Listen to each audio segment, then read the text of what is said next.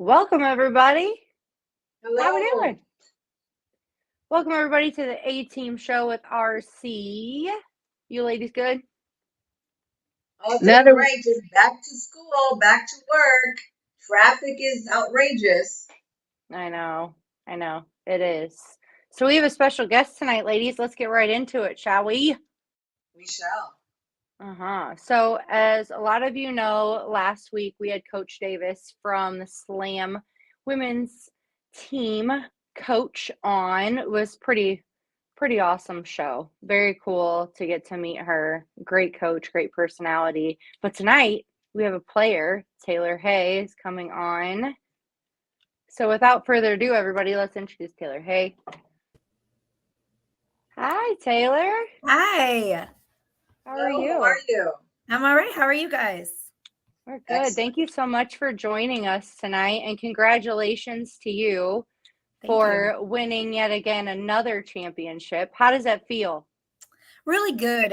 This one felt a little different because we were working for quite some years. COVID happened, and then we were snubbed 1 year for the playoffs. And we've won some championships in a different division, and it just seemed like the respect wasn't given after that. So once we won this one in the highest division you can be in, it seemed like it changed a little bit for us. So it was really nice. Right. And now you have been number 12 for quite some time now. Is that Yes, right? that is right. Yes. Now, what is that connection with that number? I'm sure you've been through a lot with that number. What does that number mean to you? Yeah. I played soccer my entire life. And then growing up from the age of like 4 to 10, I was number 2. And so that was my favorite number. Back then, jerseys were only made by like if you were the lower number, the size was smaller, and I was always very small, so I just wore that number. As I got older, I wanted number 2, but the coach's daughter had it, so I ended up getting 12 because I'm like, oh, there's a 2 in it, and so I've had 12 ever since college, and now football. So it's pretty important to me. It just feels connected to me. So Yeah, that's awesome. Go ahead, RC. I was going to ask, how many years have you been playing, and how did you make that transition from soccer to football? Oh, she went away. She'll be back. I don't know what happened. We'll get her back. Anyway, that was Taylor Hay, everyone, with the Slam St. Louis women's team. Yes, she'll be back with us in a minute. Amber, we Yeah, missed I think we're you getting too. some technical difficulties because it kicked me out as well just before. So Oh, no. There she is. We're back. There she is. back. Yep. Hi, Sorry, Taylor. I don't know what happened. I was like, oh, I'm on and I'm not. So I've been playing for 15 years. One of the coaches, when I first started playing, he was a coach at my high school, and he's like, oh, when you're done with college soccer, you should try football. And I was like, I don't know. And I was only about 118 pounds at that time. So I went and watched the game, and I was like, no, I don't think this is for me. I have a lot of aggression. Like when I play sports, like I'm pretty physical, but I just still didn't feel like it was for me. And then I graduated college soccer, and I played on a semi-pro soccer team that folded for the summer. So I was bored. And so I hit him up and I said, hey, I can be a kicker. And he's like, okay. So I came and I kicked, and then I was for the season, and it was hot, and I'm wearing all this equipment, and I'm like, I'm pretty bored. Like, I feel like I should do more. He's like, well, there's only a few options just because of my stature. Then I started playing running back, and it's just 15 years in now. Wow. You're a kicker, a punter, and a running back. Is that right? Yeah. So there's a few more kickers now. So I've kind of faded out away from kicking as much as I can. But running back is my primary position. Wow. Okay. Amber, you have a question? Young. When did you start? When you were 12? What? Yeah, 22 actually. I was 22 when I started, so I'm 36 now. Botox, it really helps. But yeah, no, I've been doing it. After I graduated, it is, a lot of stuff is not talked about in women's sports. Your identity is connected to a lot of things. So I didn't really dive deep into that until I had a child. And then I was like, I want to be more than just a mom. I want to be more than just, so I was comfortable accepting that I can be all of those things and be great at all of those things. Society wants us to have one role and one label, and I've never been one for labels or just one role. So, Amber, go ahead. So you mentioned being a mom. How many children do you have? Just one. She's 6. She definitely wasn't planned, but she is welcomed, So we actually took a year off in 2018, and that happened to be the year that I was pregnant. So it worked out in my favor with that one. But she loves being around football. I wouldn't say that she wants to play football. When people ask her, she's like, no, I want to be a fashion designer, which is great. So we embody and embrace that, but she does come to everything with me. She's kind of a go baby. She's always been to everything. When we have her birthday parties, she only invites like my friends. Like she has like a couple friends, from school, but she's like, oh, is Skinner going to be there? Raven? Like she wants to make sure all of my friends are going to be there because like they're her friends too. So she has a village, and like, anytime she graduates, any special event, they're there, they're present. And same with football. Like she was there for the championship. I took her this year. So she was super happy. So what was it like transitioning from soccer to football? Like, what would you say helped benefit you with playing soccer before coming to play the game of football? A lot of people ask that. And what I've learned is soccer players transition the easiest. At first, I thought they wouldn't because of hand-eye coordination. We don't use our hands or anything in football or in soccer. But the athleticism with like endurance, soccer players can run forever because that's all we're doing. But the physicality is there, it's still a contact sport. And then also hips, knees, everything is designed in position to be successful when it comes to agility and stuff. It was hard at first. The contact was there, which was what I loved. So it was hard at first wearing all the equipment. I think that was honestly, it sounds so crazy, but it was the hardest part for me. Soccer, we wear minimal things. So I was hot, and then you got to wear the helmet, and it's heavy. Like my neck, my mom always says, I know you're in season because your neck is bigger. Like you're holding up a helmet, and you got to wear pads. So learning to use those was really, really hard. Being able to use my body physically was okay, but it was just trying to use it in a different way. But our old team manager, I asked her which athlete transitions to football the best or the easiest, and she said soccer players. I think basketball is usually next. Track is usually difficult because they run straight and they don't change direction. So football is new for them, but also it's an individual sport. Track is, and football is not. So transitioning from it all being on you pressure wise to sharing that pressure is usually a little bit difficult. But I do notice a change in my body. Like when I started playing, I was 135 when I first started playing, and I probably got to 155 very quickly, just like weightlifting, different body type. So it was an adjustment because outside of football you want to wear certain things, you want to look a certain way, but in football you want to be strong and beefy. And it's funny because some of the linemen, and Mert probably may have touched on it, but when she first started playing she was 145 pounds, and then now she's not that because she went from a tight end to a D lineman. So it is interesting to be a woman and be an athlete, especially playing a sport that was almost really designed for men. So Right. Go ahead, RC. So, Taylor, when you were growing up, who was your female athletic role model? Probably Brandy Chastain, in 99 when she, took off her shirt and then did the whole, like after she scored they won the World Cup in 99. I've always been one for breaking barriers and kind of stepping outside of a box.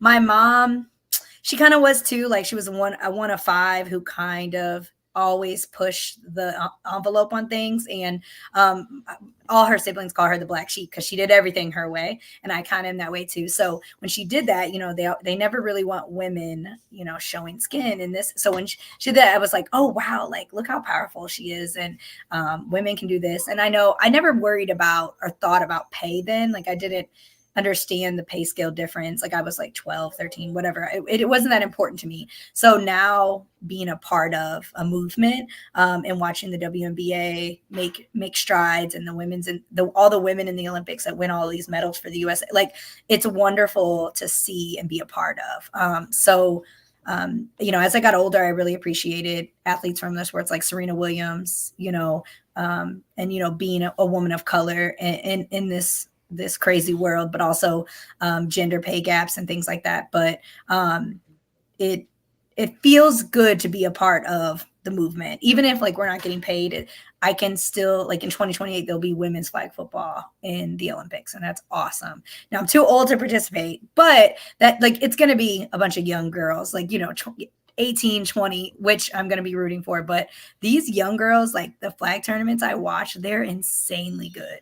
Like, there'll be boys out there and they're just like juking all of them, and it's awesome. It's really awesome. That's cool. Go ahead, Amber. So then with all of that, with the Olympics, do you ever think that women's football would ever become Olympic? So there is a women's USA team, and every 4 years they do have like a world tournament, but it's not included in the Olympics. I'm not sure why. Politics probably, but right now there's not men's teams in the Olympics, like a football team, and I haven't done the research as to why with that either. But I'd venture to say there's a lot of politics involved, because the players that would participate would be NFL players. And if they get hurt, it might just be some issues. Because I read a lot about the NFL players playing in the flag tournament for the 2028 Olympics, and lots of negative feedback from the team owners and things like that. So, but it would be awesome. I mean, I would travel to watch. I know the next Olympics are in Atlanta, so they're in the States. If it's not too expensive, that's something I would love to take Gianna to. That's my daughter, and let her watch, because even if she doesn't want to play the sport, her watching women be on top of things and powerful, like, is definitely something like I want her to witness live, Mm-hmm. What was it like for you with being a mom, going back into playing football after that? Like, what would you say to those people out there that are considering playing, and what it takes to get your body to that point? It was really hard mentally. Obviously I know there's a lot of focus on mental health postpartum now. We're actually talking about it. In general, I grew up with a very, very boomer mom. So we don't talk about feelings. Like, you just suck it up and you deal with it. We don't cry, so I'm really just breaking generational curses daily, especially with G. And so, it was very hard. I was breastfeeding for 2 years, and so I couldn't manipulate my body the way I could all those other years. So, in the moment, you're like, oh, you're losing weight because you're breastfeeding. And so you're like, metabolism is crazy, but I'm upset about it because I can't gain weight for football. So it was like so hard, but then I was so happy, and I felt blessed that I was able to breastfeed G for 2 years. Number one, cost of formula is crazy. But it's also like a task that I was able to complete as a mom. It felt pretty cool. So transitioning back to football that was when I realized, like, I needed more than one identity. So after I had G, even my mom and some other people were like, oh, you're going to be done with football now that you're a mom. And, my mom did give her life to us. She really didn't have a life outside of us. And if she'll probably watch this and tell me, why did I tell her business? But in general, like, she gave everything to us, and there was nothing left. So now, she's close to retirement age, and she's still all about us. Did you make your doctor's appointment? Did you do this?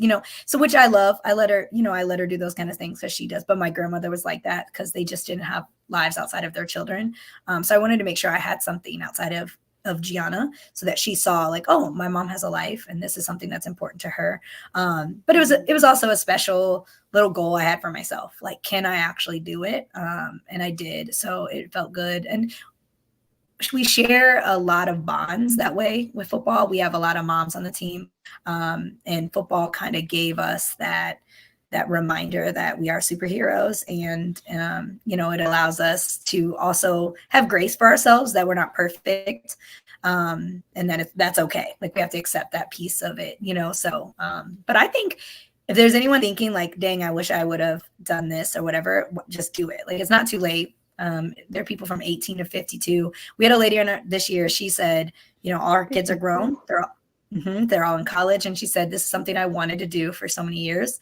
I wish they had this when I was in my 20s, and they didn't. So here I am, and she did it, and she made it through the whole year. There were some tough times where it wasn't great, physically, but she's awesome. And like now we're doing a camp at her son's old high school next week with boys, you know, like, so it also brings connections, spreads awareness, you know, with the community. Right. So Go ahead, Taylor, Archie. what would you say is the biggest misconception about women who play football that you've heard? You know, the most common thing we get is, oh, is it lingerie? You know, that's usually the first question. And then the next question is like, do you guys run real plays? Or, you know, so I just pull up Instagram and I show them and they're like, oh, you guys have a quarterback and she throws and you have receivers. And I'm like, yeah, we have real plays. Like our coach is an offensive coordinator at Ladue High School. You know, he's a very talented man. So, and our defense is obviously very good too. So we do everything they do in the NFL and sometimes probably better, you know. And I said, and we look cuter doing it, and they laugh. But like, I'm serious, you know, because a lot of times they don't expect it. Like our coach tells us how he shows film to his high school boys. And when they realize it's women, someone takes a helmet off, whatever, they're like, coach, these are girls. And he's like, yeah. And they're like, oh my God, that's cool. You know, so you either get oh, that's cool or super skeptical. There's never usually in between, you know. And what I do love is that this new generation of gentlemen that people are raising, I'm super proud of. You know, like when we were at the championship game, there are these teenage boys asking for my teammates' autographs. And I'm like, and their parents up above, like just cheering on. And I'm like, see, that's like a new wave, a new generation, instead of like, oh, you guys could beat them, you know, like it's just more inclusive. And those boys will go on to be brothers and fathers, and, you know, they have siblings that they can support. So I'm really here for it. So I know Coach Davis is phenomenal at what she does to get y'all where y'all are at and everything. Do you think that you could see yourself becoming a coach later on in your career? Yeah, so Mert and I joke because Mert have played 15 years. She is the longest standing, you know, player. Thus far, right? So I said I had to play 16 to beat her because it's a joke, you know. But Mert is one of the only slam veterans that have given back to the game after she retired, and she's given almost like a lifetime of her life to us. It is absolutely something I want to do, whether it's in a coaching role. A lot of things that we see some gaps in is like fundraising, recruiting, all background stuff that we have a hard time keeping control of, because our coaches who are invested and do this for free end up doing those things too. So our head coach, he's like, our team's a 501c3, but he does like game day operations. He does this, you know. So this year we slowly, some of the veterans, I'm like, hey coach, I'm doing team meals. Hey coach, we're doing hotel planning, you know. And he's like skeptical, but once it goes smoothly he's like, okay. But then he feels guilty because we're players trying to prepare for a game. And I'm like, you're same for you though. You're trying to prepare for a game. So I would absolutely do it. Like I said, maybe more of a hybrid, like help out coaching, but still be like a player and ambassador for the new people. I think sometimes when there's new people, sometimes, you know, you can get lost in the sauce with things like questions about like, what does this cost? Should I get a better cleats? Are these better than those cleats? You know, they come to practice, they see someone has these special cleats and then they go buy them, but it's not really great for their position. So just like fielding some of those questions, and as a rook or as a veteran and a captain, I do that anyway, but just to kind of make it official, those are the types of roles I would like to take on. So we're always each other's, you know, we're always harder on ourselves, right? With everything that we do in life. So what would you say was a time that you were like, oh, I wish I coulda, or, you know, what can you do to better yourself with your position and with the team, would you say? You know, I think the hardest part is kind of slowly getting to retirement phase. You know, like I did recruit one of the running backs. She's like the starting running back now. She's really good, only like 25. So those knees are great, you know. So when I recruited her, I knew that for so long had been the only running back, like physically just the only one. So a lot had been put on my plate, but I loved it and I accepted it with no issues. So when she came, it was a transition. Last year was her first year with us, and I struggled because she was so good and she put in all the work, so she was deserving, but it did not negate that I was emotionally struggling with not being everything for my team. So, you know, when you're on the field, you spend so much time with those people on the field, you go through a lot of things. So when I'm on the sideline, it's a different type of emotion. So that was really hard. And then I kept telling myself, like, maybe if I do this or this, but like the science and the physics of it is my body is done with that, you know. So I have zero regrets prior to that. I am one of those people, like, even like the what optional practices, they were always mandatory for me. Like, I've been that way my whole life though. So when I do something, it's 150% commitment. It's never half-assed. So it's just like who I am. So I have zero regrets. I wish that now I probably could say I would have eaten better. I would have taken care of my body. But you know, I read articles about LeBron James, Russell Wilson. They spend millions on the recovery that allow them to play into the ages that they're playing. And we're not. We don't have that kind of money, you know? So we spend money on ice baths and massages and things like that, but it's never near what they're, you know, spending money on and the resources they have. So. Right. Well, to kind of follow up about, we were talking about the body, talk a little bit about your nutrition, your supplement, you know, kind of things, how you, what you do to stay healthy. Yeah, so I'm not one of those people who can just eat whatever. I'm definitely not. I have to watch what I eat in a sense that, like, I feel bad. My body physically rejects it. You know, I don't eat fast foods, things like that. For the most part, I eat fairly healthy in regards to, like, I make sure I get proteins, veggies. Not a picky eater. I like all foods. And I'm not a soda, juice, like that's not really my thing. Coffee, I do love coffee. That's every morning. But in general, stretching, you know, as I got older, like I couldn't just hop into a workout without doing all that. No, we do that at practice, like we stretch and things like that. But I just stopped, you know, going to volunteering for all these soccer tournaments, like for fun, you know, because my body just physically could not. You know, I've had 6 knee surgeries. Most of them were from soccer. I tore my ACLs very young, like 16, 18, 19, 23, very young. So the residual is that there's arthritis from those things. So this year in football, I did tear everything in my shoulder. It was kind of like a freak fall. The girl kind of twisted me and it was very strange. Like the doctor was like, only like 96-year-old older people fall like this, you know? And I'm like, oh, well, that doesn't really make me feel great. But he's just saying, like, most of the time he doesn't see this in athletes, the way I was like twisted. And I was like, okay. So those types of things I'm not really a big drinker, but I knew I had to cut out things like that. Like if I wanted to recover and be healthy, like, you know, and my sister is a natural girly. So she's always like, use this oil and, you know, take this vitamin. So, and I'm not opposed to anything natural. Like it's not going to hurt anything. And my ortho was like, hey, everything natural can, if it's not going to hurt anything. So take it, you know? So I'll use like a comfrey oil, you know, on my shoulder and my body. I do ice baths. And then I try to get most of my vitamins from real foods. But if I can't, like, you know, vitamin D, things like that. There's a lot of things that we don't know our body is missing until, you know, we get sick from something and we go to the doctor and they do blood work and you're like, hey, your vitamin D is critically low. And I'm like, oh, and they're like, you know, that goes towards a lot of things. Like you're not sleeping well, you know, hair growth, like skin pigmentation, like there's so many things. So when I started taking those things, I'm like, oh, I didn't even realize my body was missing this, you know, especially in the wintertime when there is no natural vitamin D to go outside and get, you know. So there are a lot of my teammates, though, that are very strict on their diets.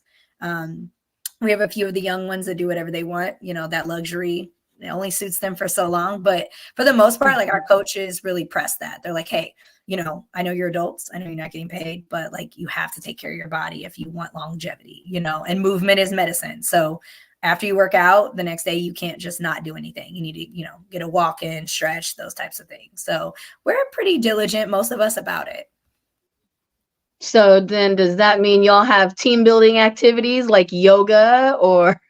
Yeah, no, we do. So we actually we used to get pool workouts when we would practice at Ladue High School because they had a pool available to us. But yeah, we do yoga. We do a lot of team building stuff.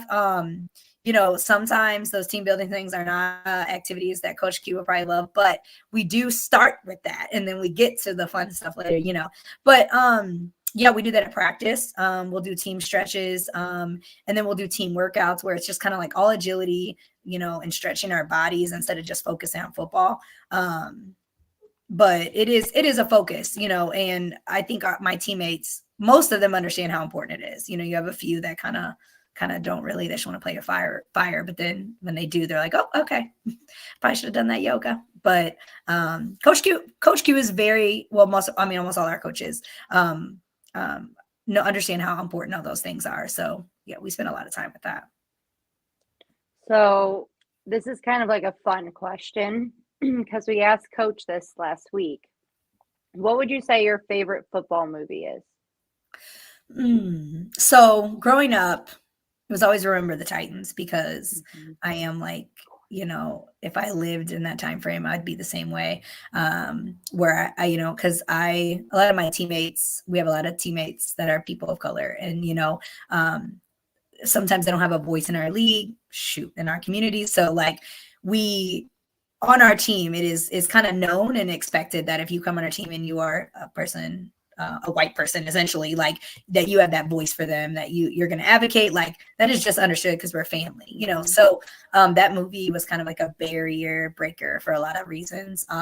But in general, anything with sports that is like super emotional, because like I love sports and like I'm emotional about it, they'll always get me, you know. I did love We Are Marshall and like things like that, but like Remember Titans is probably the one I always like. I just think of immediately. So now I did love and Nobody Basketball. ever picks The Longest Yard. That's a great movie too. That is funny. That is really funny. That is really fun, and I like Adam Sandler, so that is good.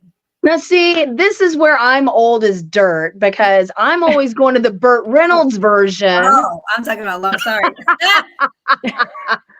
You're not talking about the Nelly version. What's wrong? Yeah, you're not talking about the Nelly version. Yeah, I know, right? Ugh. Amber, you're showing your age, my dear. That's okay. They'll take me down here in Houston for football. I'm okay. Yep. RC, go ahead. I was going to ask you, in the NFL, the big thing right now is using that protective helmet. What are your opinions on that? You know, I know they use them at Ladue. If somebody donated them, Coach Q will absolutely make us wear them. Unfortunately, they're pretty expensive. Our quarterback, her cousin, actually, he unalived himself and at a very young age, and his dad donated his brain to science, and they actually found traces of CTE. And he had several concussions growing up playing both sports, soccer and football. And so we actually were just part of something. I don't know if it'll be on the news here in St. Louis, but we were part of a story discussing like CTE and, you know, the preventative measures we take.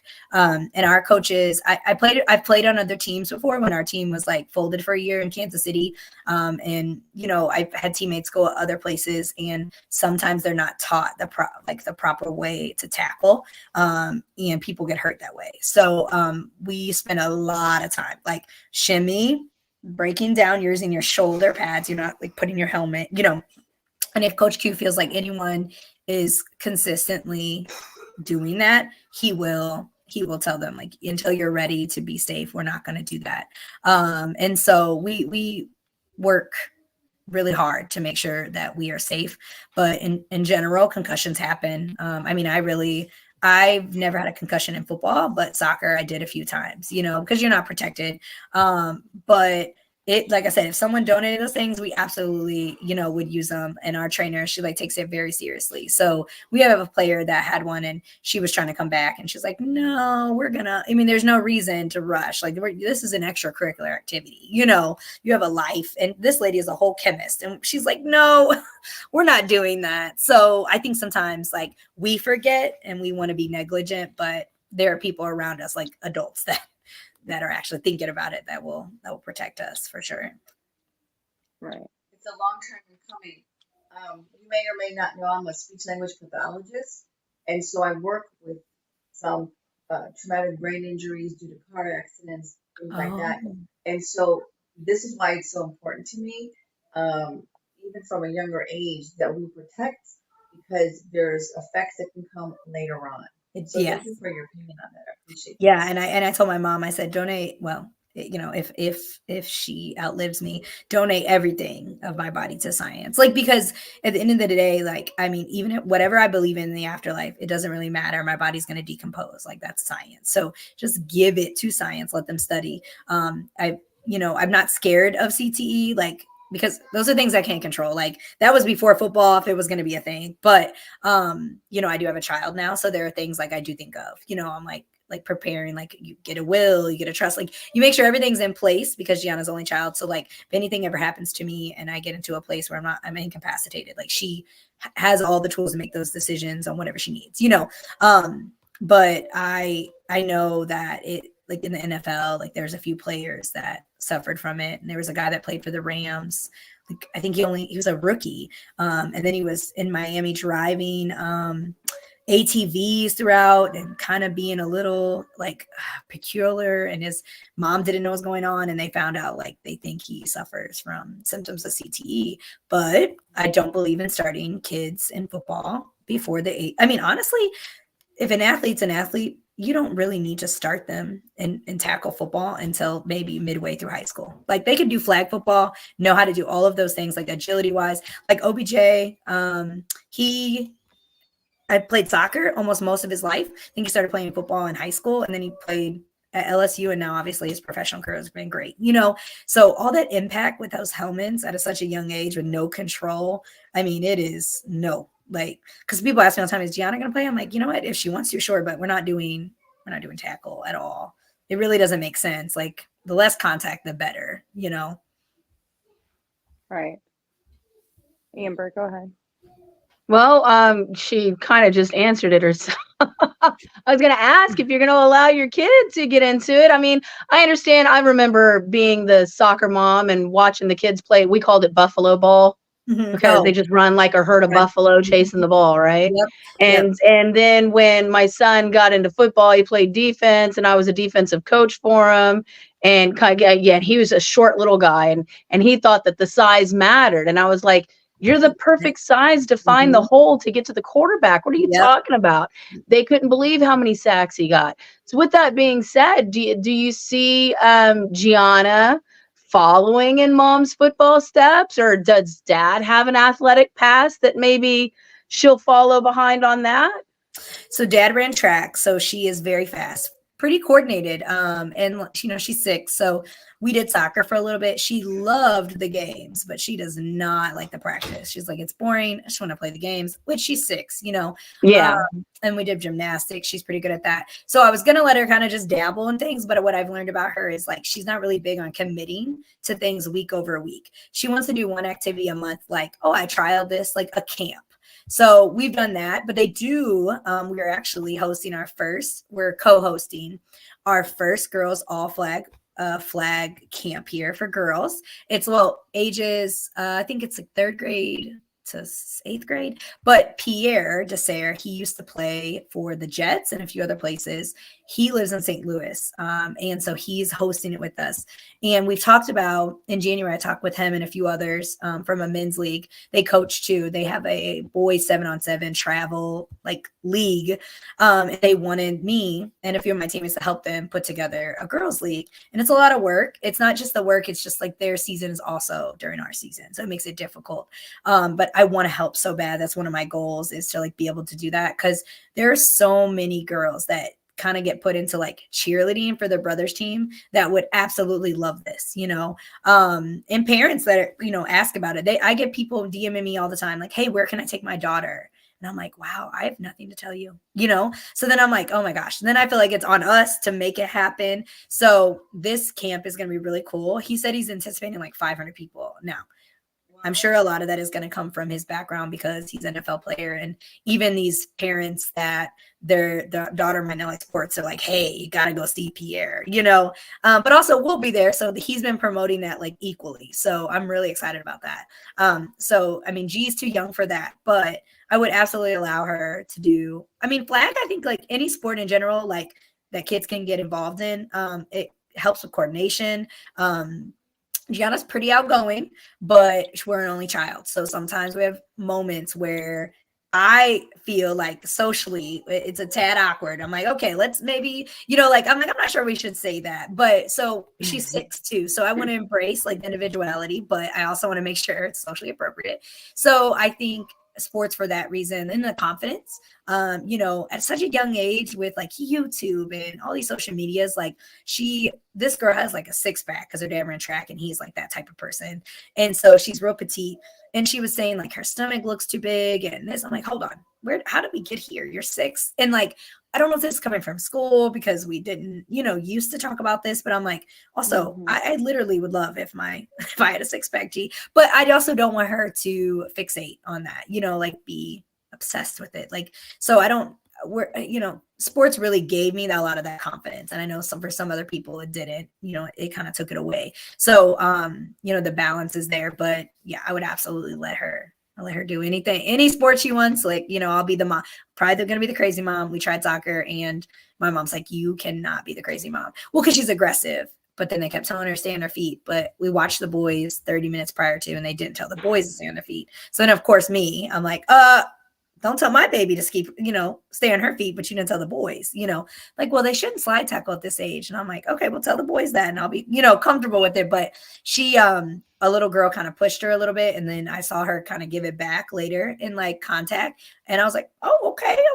I guess I don't have to say anything to, cause I'm that parent. Cause no one talks about when another kid like does something to your kid, like how you're supposed to respond, So yeah, I'm like, do I address the kid, the parent, so I have to remind myself. But like with other sports that I'm not familiar with, that I didn't play, I'm a little more calm. With soccer, I was like a little crazy. So I'm trying to be the chill mom. It's not going well. What would you say set the slam team aside from like other teams? Like what is it that makes the team itself so special to work as a team? Yeah. Easy question. Family, essentially, like we literally call ourselves a slam league, but and the team that we beat in the championship, I have like a connect, a friend, acquaintance from that team. She doesn't play anymore, but she's retired. And she was telling me how she follows me on social media. So she sees some of like our team activities, but aside from that, on the field, she just recognized like just a love for each other, a support for each other that like other teams have like kind of a military vibe. So they're there, business as usual, and then we're done. So she's like, my take on it was watching you guys is like, you guys go through everything together, births, deaths, like, this year, 3 of my teammates lost their father, 3, and so it's really hard. And some in the middle of the season, some right before season, we had injuries and then, divorces, marriages, all of these things that are like major milestones in people's lives, and we're sharing them. Like we're with each other every step of the way. We're like, hey, when do we need to show up with the moving truck, or when do we need to bring this for the baby shower, whatever, like Friday, I'm taking one of my teammates to her surgery for her knee,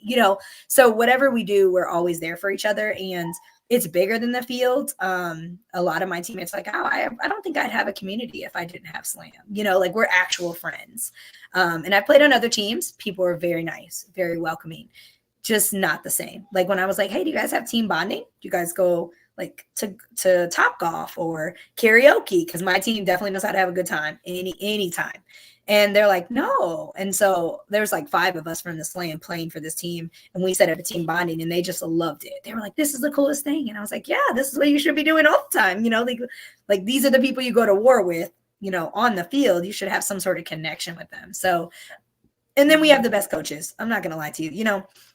You watch games and like you watch people get out coached. Like our coaches, they know their stuff. Like they watch film, playing for other teams. And I hear coaches talk, and feeling like you're smarter than your coach is like a weird feeling. Like in my head, I'm like, okay, Is it because I've been playing too long? Is it because, I'm firstborn child and I think I know everything? Or is it because I've been coached very well and I do know what I'm talking about and they really don't, So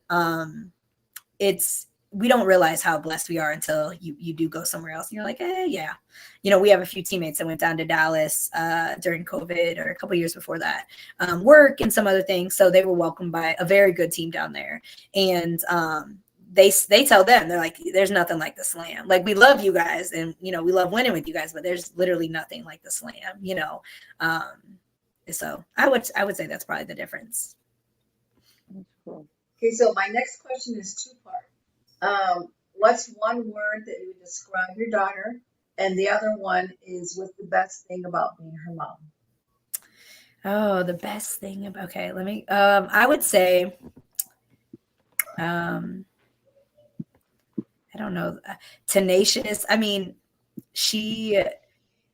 number one, I'm humbled by her daily, on several, like on a humorous level, but on like a serious level. Like, I'm reminded that I'm doing some things well. And then, because as a mother, you're always going to question your parenting and you're like, did I do this right? Did I make the right decision? And there are several times that she does things and I'm like, oh, okay, I think I made the right decision.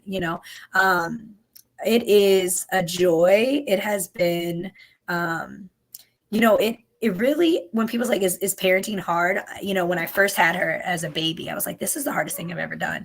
As she's gotten older, the hard part is like allowing her to have the independence and embrace it, because I want her to have it, but I still want her to be a baby, So, but she, she's got, she's witty. And it's literally, my mom says it's payback. Everything she is me, and I always put funny Gianna statements on Facebook and everybody always says I need to write a book. But when she was probably like 3, I went to hand her something in the back seat, but I guess she already had 2 things in her hand, one in this one and one there. And she's like, what do you think, I'm an octopus? And I was like, what? But I had to pause because I'm like, that is really funny and that is really smart, but how dare you, So, but she's funny and she's quick with it. Like I said, she's witty.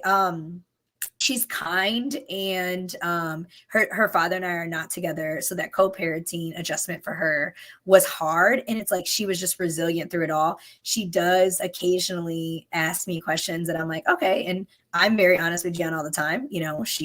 She's like, oh, why don't you want to live with my daddy? And I'm like, well, because mommy wanted to live by herself, and she doesn't need to know, the intimate details of it. But, she has 2 really good parents out of it. And I feel like that's the most important piece. And, she asks a lot of questions. She's inquisitive. And when I answer them, not that she accepts it, but you can tell she's like taking it in and deciding what she opinion she wants to formulate with whatever I give her. But she teaches me some things too. She's, rule number 1 of the house is, we don't talk about people's bodies. Like, we're positive, so she reminds me, because sometimes like I'll be in the mirror like, oh God, I don't want to wear this today. I'm not really feeling it. She's like, oh, you look beautiful. Like, look at those, look at that top, look at it. So I'm like reminded, that she is just like a beautiful person, and I'm really proud to be her mom. So So who else? I mean, you've mentioned the parents, you've mentioned her father, but who else in your support group would you like to take the opportunity to give a little bit of credit to? I have a great support group. I have great friends. I do have a girlfriend, and she's wonderful. When I tore my rotator cuff this year, she had to deal with all that. She's an athlete too, but she's a little different than me. I'm kind of diehard, and she's just, if she would have done his shoulder, she would have been like, I'm good, but my sister, she's been super supportive. And then I have a small friendship group. I have a friend on the team that we're about the same age. And actually, I wore this so you guys could see. This is what the rookies gave us, because they always say that we act like nanas. Jamie Skinner, she's one of the other teammates. I think she's like 37, 38, and I'm 36. So like, we're about the same age. So even with like music, like we put Nelly on in the locker room, and they were like, the rookies were like, what is this? I'm like, you don't know Nelly?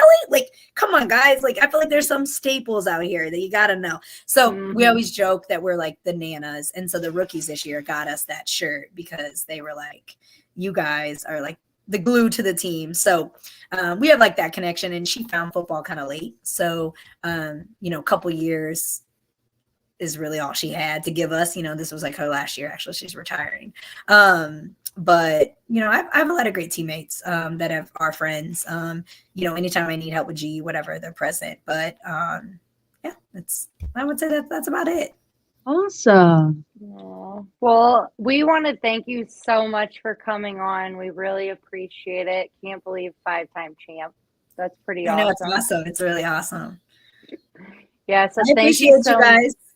Yes, thank you so much for coming on, and we will be in touch for sure. Okay, yeah, and if there's anybody else like you guys want to talk to or whatever, just let me know and I'll get you in contact with them. Well, before you take off, what are your social media links for others that are watching to be able to get a hold of you if they can? Oh, okay. Do I put it in the comments or you want me to say it out loud? You can just blurt it out right now. We'll toss it in the comments either way. Well, I'll preface this by saying I had this before Taylor Swift was like a thing. Okay. So my my coach calls me Swift because the way I would move, like how quick I was. So my Instagram is Swift1204. So 1204 is my birthday. And then my Facebook is just my name, Taylor Hay. The picture is of Gianna and I from the championship. I think that's all I have social media wise. Yeah. That was a great picture too, by the way. Oh, of Gianna. Yeah, I know. Yes. It was so funny because I'm like, no shoes on ESPN, but whatever, she really enjoyed it. She's like, I was rooting for you because I wasn't supposed to play because of my shoulder. So I got a few minutes and it was wonderful. And she was like, I was rooting for you when you were in there. So it was really cute. So that's really cool. Yeah. Well, thank you so much for coming on. We really appreciate it. No problem. Thank you guys. Yes. Bye. Bye. She's so great. So awesome. Sweet. Yes. So sweet. Great. Making those connections, those personal connections with the players and the coaches. Right. Yeah, I'm pretty happy to see that there are some connections off the field as well as on the field between these players in these leagues, and I'm hoping to start reaching out to a few more of the teams. And I do have to say this also. I went online and looked at the Slams merch. Their stuff is cute. UFL, y'all need to call the St. Louis Slam teams, merchandising people, because they know what they are doing. They have the cutest stuff. So cute. So if you haven't checked it out, for anyone in St. Louis or wherever, check out their clothes. It's good. They're good. I need to check it out then. I didn't even look at that. Yes. Well, speaking of the changes that have happened, this is a good segue that's going into UFL. I don't know if y'all have started seeing some of the players from various UFL teams getting shots at the next stage, the NFL. Yep. I know I saw quite a few players. Kirkland, babyface Kirkland. One of my favorite is John Trey Kirkland, who did have an opportunity with the Saints. They went ahead and released him, so he got to play with the Brahmas this past season. But now he's got an opportunity with the absolute best team ever, the San Francisco 49ers. And now that Ayuk could be going to the Cleveland Browns, from what I'm hearing in negotiations. No, they said the Pittsburgh Steelers was the latest and greatest on that list. It's very possible that we might be able to see a Kirkland in a Niners jersey. I'm looking forward to it. Ladies, what are some of the players y'all have seen? No, I'm a little distraught right now. You know why I'm distraught? Is because 2 people from Minnesota Vikings got hurt. Addison, the other one being McCarthy. Yeah. And I am not happy. So, Kirkland, I told you when I saw you look good in purple, you best be going from that red, and get you a purple jersey and come to the Vikings, because now that we don't have Addison, we're in trouble. Well, Triple. it's very Pretty possible trouble. that the Vikings might take an interest in Ayuk. I know that that Pittsburgh has not finalized anything. I know that Ayuk turned down the Pats and the Browns. So let's see if Pittsburgh's where he's going to go. I'm sorry, but he's going to end up somewhere up north. That's for sure. It seems like all those cold climate teams are taking a look at him. Either way, man, props to Kirkland. I'm looking forward to it. Congratulations. I mean, what Give it the the Hercules Renegades, clap. our South Oklahoma Renegades, right? That's what I always call them. Their quarterback is getting a shot. So I'm happy to see that. I know that there was a couple of releases that were let go. There was some interference here in the Houston Roughnecks nation in regards to Mark Thompson and his latest tirade on social media. He was released and, of course, decided to throw the typical temper tantrum that cut players get to throw and start dogging the coaching staff. And I mean, at the end of the day, if you let your extracurricular activities overpower your skill set on the field and you topple that with the multitude of injuries that you sustained while playing, what do you expect but to be cut? Right. I said what I was said. I was happy about Luis Perez because we actually were Yeah. following him since the AAF, since when we were in the Commanders. He was with another team, but he went to different teams in the XFL, UFL, and now I saw him this past weekend playing football for Yeah. NFL. That's amazing. And I wanted to ask you guys what you thought about the kickoff thing too, like the new Well, thing. new to y'all, old Well, to yeah. us. Exactly. Well, old to us, but I'm Copycatters. saying for NFL world, yeah. I mean, you had some haters in the haterade. At the end of the day, though, I think it is the faster paced way to go. It is the safer way to go. It has been proven to be safer.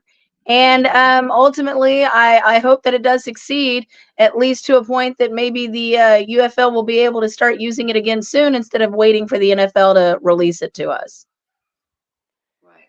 And for all those naysayers out there that say it's not real football, then why are these players going up to the NFL if it's not real football? So there, mic drop.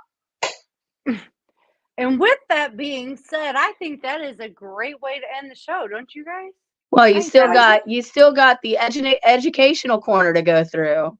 Oh, Ladies, did Kick you it off, know that Jennifer. there is one term in American football that has two meanings? Can you guess what it is? Well, there's a lot of words, but in football, punt and punt, maybe? I don't know. That was my guess. Amanda, you want to give it a guess? No, I don't. I'll give you a hint. You ready? Yes. Skull. Oh my gosh, ladies. Y'all say you know Safety? football. What is wrong with you? This This skull. is the referee symbol for a safety. I said safety. See, RC got it. Now, skull. safety is 2 points that you get in a touchdown on a play if the defense is able to tackle offense in the end zone, and also a position on in a football team. So there is your happy little trivial moment for the day. If you Awesome. ever have anything that you want to say, now's the time to say it. Come on, before I close it all out. Amanda? I got nothing, people. Got nothing? RC? Well, I just want to say I'm excited. I don't know if we've actually talked about it, but we're going to be covering some of the female football leagues, and I'm excited to be covering the Mustangs, the Dallas Mustangs, the Denver Blaze, the Washington Divas, I love the name, and the New York Wolves. The only thing my question would be, why are there two New York teams? Probably because of the population up there. Okay. It's the only thing I could think of. But DC Divas, I mean, that's a pretty cool name. I will say Houston has an awesome name. I'll be hitting the southern part of the country. And we're each taking two teams from the AC and from the NC. And hopefully we'll start familiarizing ourselves with it, seeing what we've got to expect. And who knows, maybe we can get some of those players and coaches out from those teams on the show as well, and get these ladies and gentlemen that are out there in Fuel fandom watching and interested in women's football. With that being said, ladies and gentlemen, thank you so very much. Please join us next Wednesday for the absolute best Fuel Women's Show. It is the A-Team. I am your host, Amber. There's Amanda up there. And as always, RC's with us. So we'll see you guys next Wednesday. Thanks for tuning in. Bye. Bye. Take care.